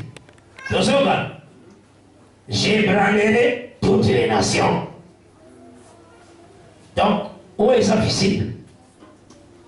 Au ciel et la terre, la mer et les secs, après dit j'ébranlerai les nations. Maintenant, tant qu'on ébranle les nations, il y a les trésors de toutes les nations viendront, et je remplirai de gloire cette maison, dit l'Éternel des armées. L'argent est à moi, l'or est à moi, dit l'Éternel des armées. Donc cela veut dire, à quoi qu'on la carte de la nation, or l'argent. Vraiment, il y a des gens qui ont France CFA. Vraiment, beaucoup de gens qui ont beaucoup de la tête. Vous avez vraiment attaqué la nation pour la France CFA. Pourtant, on peut prendre le besoin de ça, or l'argent. Maintenant, aussi, or l'argent, on a des France CFA, dollars, on a dans l'église. Donc, on a besoin de tangi wana. Vous avez besoin l'argent est à moi. L'or est à moi. Autant dans ma baie. Ma baie, ma case.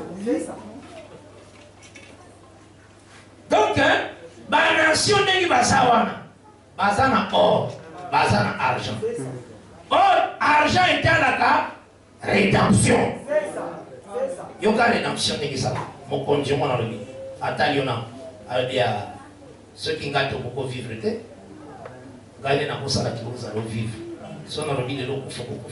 Donc cela veut dire mon conjoint na argent.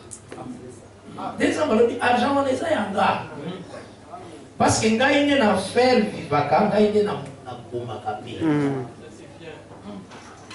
Maintenant or était sa divinité bozambe. Mon conjoint na dit adorer.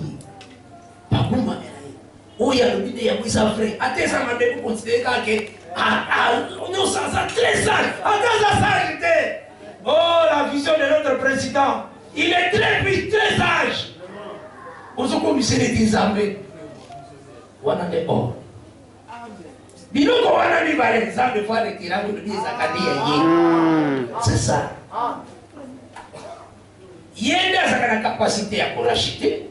À ça, là, que toi, ça là. Il y a ce qu'on mérite toi adorer. Mais pas tout besoin adorer, même quand on va toi mokili.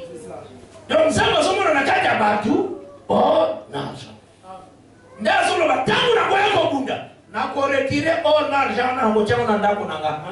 Nous avons retiré Jésus-Christ.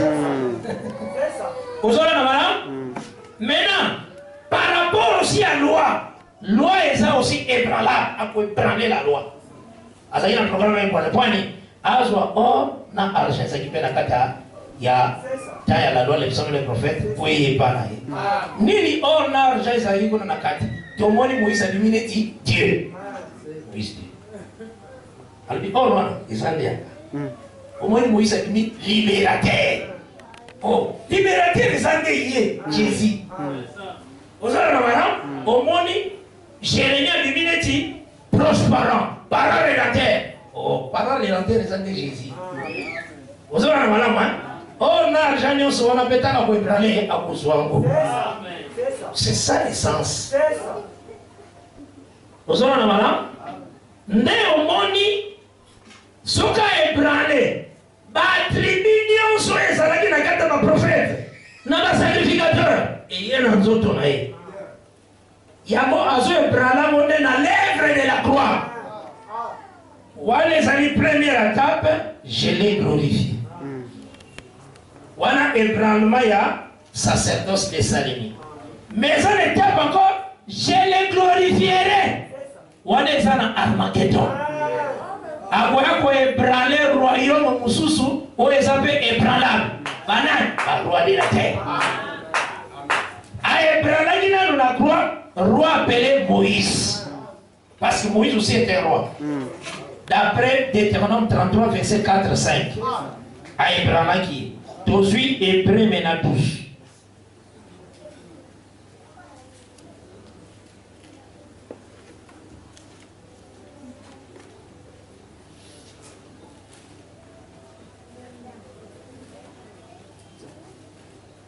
Hébreu 12.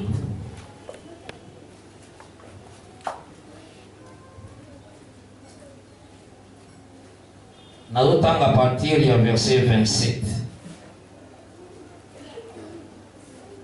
Nous allons verset 26. Tina verset 28. Je lis au nom de Jésus-Christ. Il y a un royaume ébranlable wanande mwana oyo akufaki. Royaume inébranlable eza mwana akufakate. Tosho kana malamu?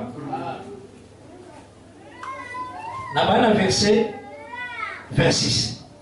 Lui dont la voix ébranla, dans Hébreu 12. Lui dont la voix ébranla alors la terre.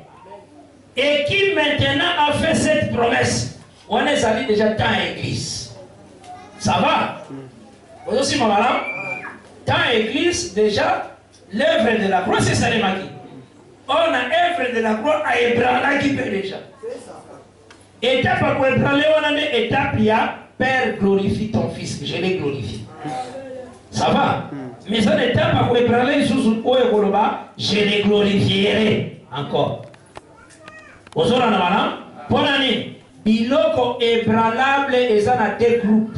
Ils en ont sens à sacerdoce, lévitique, il fallait les ébranler. Et ça, dans le sens, c'est le royaume, il y a ma belle, vraiment, la nation, ils les ébranler. Ça, dans des groupes. Il y a un peu pour la glorification, ils ont deux groupes. Je l'ai glorifié. On a été à ébranler la loi Moïse. Je les glorifierai encore. Avec quoi vous ébranler ma roi sur terre. Vous savez qu'on a malin? Dès que vous avez un roi maintenant. Dans le verset 26, il y a Hébreux 12. Lui dont la voix ébranla alors la terre, et qui maintenant a fait cette promesse, une fois encore, j'ébranlerai non seulement la terre, mais aussi les ciels. Balobi, ces mots une fois encore indiquent les changements des choses ébranlées, comme étant faites pour un temps, afin que les choses inébranlables subsistent. Vous en avez malin? C'est pourquoi recevant un royaume inébranlable, montrons notre reconnaissance en rendant à Dieu un culte qui lui soit agréable, avec piété et avec crainte. Où vous allez ébranler le royaume. Oyo pe ezan ekoko zala ébranlé te ezape royaume. Donc il y a deux types de royaumes. Vous en avez un moko ezan ébranlable, moussou ezan inébranlable. Oh ezan ébranlable, on a expliqué bino déjà. La loi ezan qui ébranlable. Parce que tiama qui pour un temps, moko pour la réforme, il l'ongoa qui. Maintenant grâce n'est au-dessus. Grâce au-dessus, babeni yango royaume inébranlable. Grâce au-dessus, c'est un fils. Vous en avez un malin?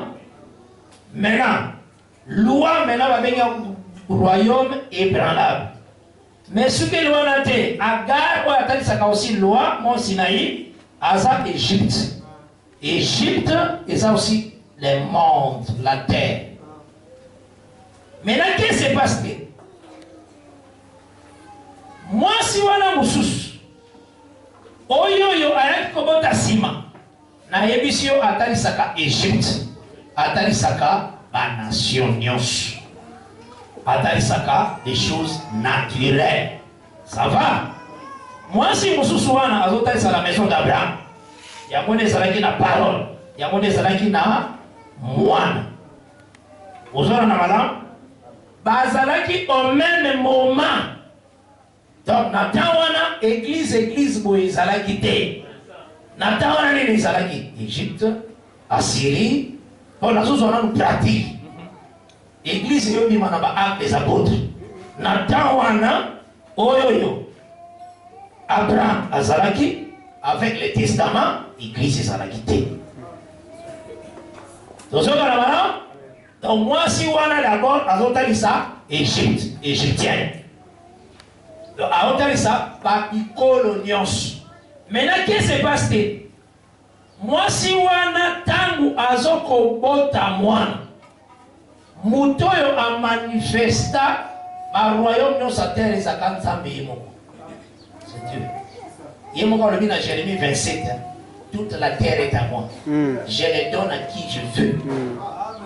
Daniel, Daniel dit ça, Nebuchadnezzar, au roi, le Dieu des cieux t'a donné les royaumes, t'a donné. Vous voyez quand le président va le conseiller, vous ne pas ça. Donc, il y a des salades, il y a des mes collègues. Tout ça, voilà. Mais maintenant, n'a colère la moine, il faut ça la carte égyptienne. Vous savez, voilà. Or, colère la moine, c'est comme un royaume, c'est ébranlable. Mouvement ya colère la moine. Ils ont allé ça Jésus à la croix. Oui, parce que la croix a ébranlé le royaume. Yabo moni, bana ya Jetro, tangu bakedai kotoka mai. Bake kotoka mai, babundisi baona babergère moko, bamoni égyptien moko ani. Égyptien wana komoleza Moïse, maza égyptien. Abimile di prostituée na mususu.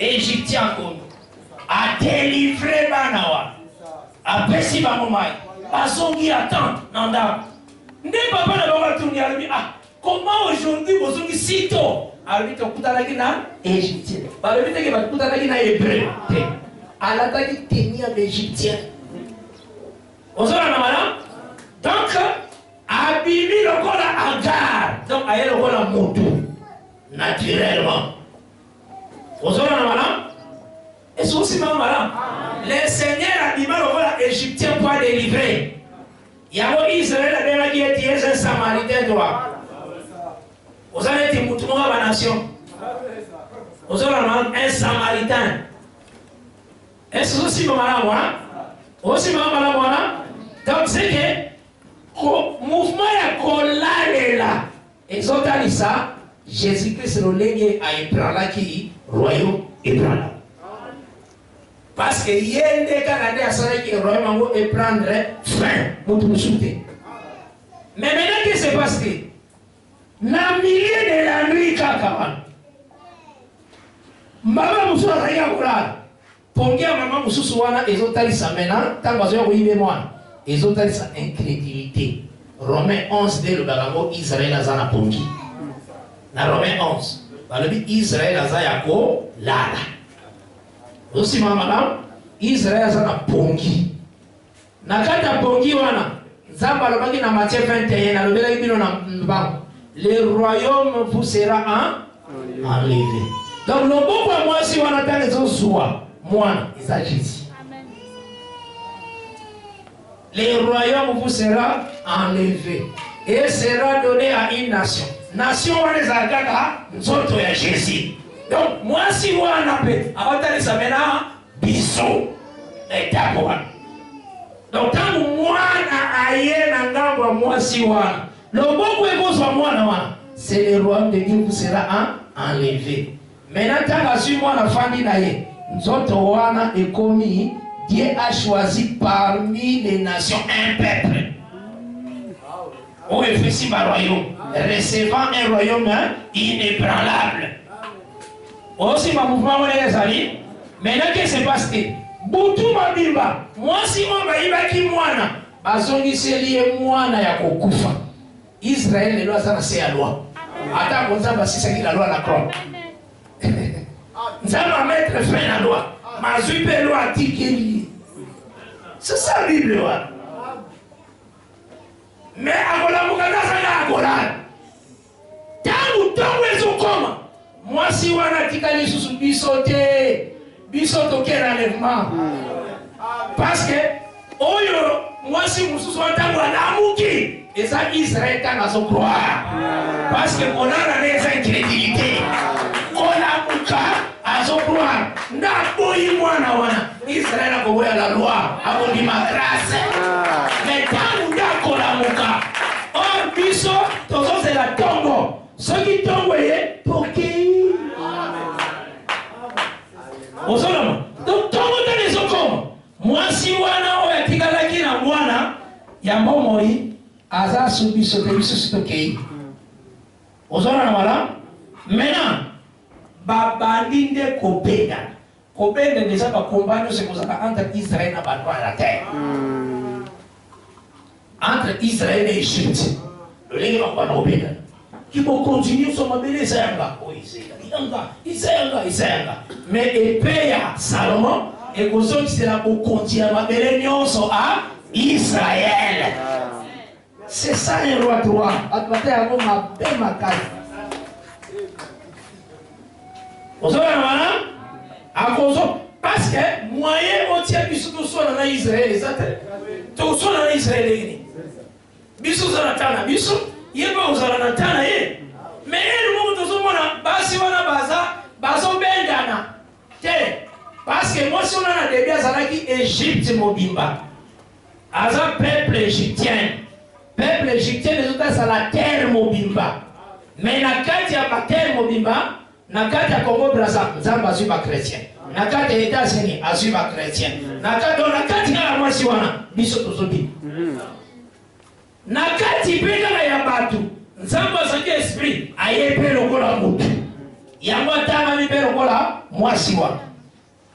Ozola na mala mais pour aller la mwana kolalela mwana ezotalisa lolenge alongoli lwa yende alongoli lwa alongi lwa mazwi mwana bazali na ngambo ya Israël ya royaume éternel apesi biso nzoto na ye azongisi mena mwana oza wakufa atikeli ye kuna cela veut dire Israël atikeli se ya loi c'est ça yango nde roi 3 ozona na mala maintenant le Seigneur le véritable Salomon a utilisé épée na ye eza po abotola royaume nyonso eza na terre akobotola nini or et argent kaka ozona na mala etalisamaka yende aza lisiko yende asikola yende azali nzambe fo ko adore ozona na mala parce que vraiment bakongo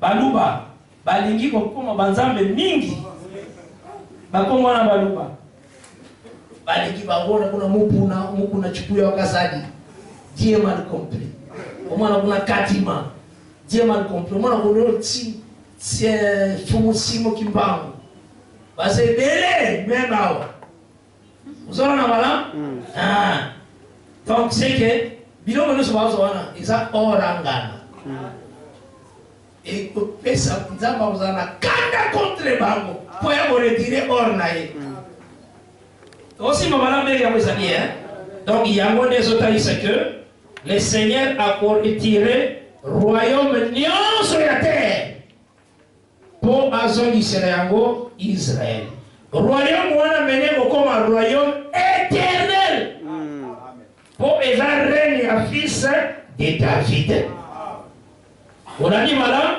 eza reine ya fils de David yango nde ezotala comme millénium na tango ya korégner sur la terre, c'est ça le règne éternel.